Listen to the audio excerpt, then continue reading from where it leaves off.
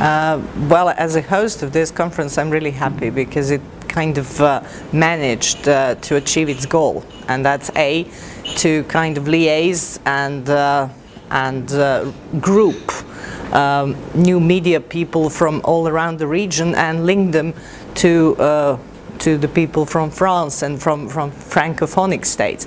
That's one thing, and also one of our goals was not only to provide an exchange of information, but also to provide this sense that although it's a bilingual conference, that there is no true barrier between the languages. So I think this mixture of French and Serbian went really smoothly, and people kind of went with the flow. And also I think this conference is great because we managed to kind of erase the difference between the panel and the floor, because the floor has been interactively integrated into the panel, which is a kind of a reflection of new media themselves. So I really think we did a decent job, and I think that we should do it more often. I was really truly happy to be a part of this focus group that focused on the smart television. Firstly, because I have a unique experience. I used to work for the BBC for 11 years, and then I'm working now for RTS, which is another public broadcaster in a completely different environment. So my contribution to the panel was to actually explain what do new media or the developments such as smartphone require from journalists, how much journalists must change their practices and their knowledge so that they can cope with this new IT revolution. So I shared some BBC practices with colleagues from the region, and I remarked that the main problem here is that journalists don't have this view of themselves as people who must re-educate themselves technologically constantly. Because, for example, within the young generation you have this technology passion.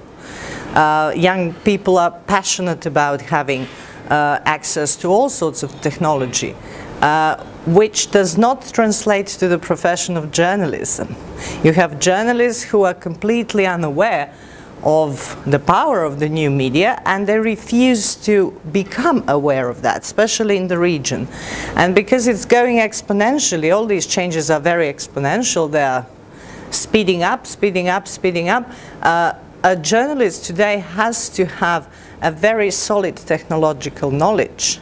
For example, a presenter of the future in the region will have to kind of split his mind between what's going on in the studio and what's going on Twitter or Facebook or whatnot, in order to keep up with technology itself. So a demand, technological demand on journalists is huge, while this border between journalists and citizens is getting less solid and more fluid.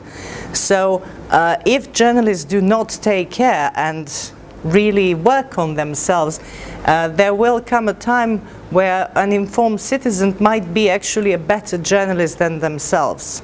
So that was kind of my contribution to share this part, the strategies that, for example, the BBC employed to educate the journalists, to wipe the difference between journalistic generations out, and so on.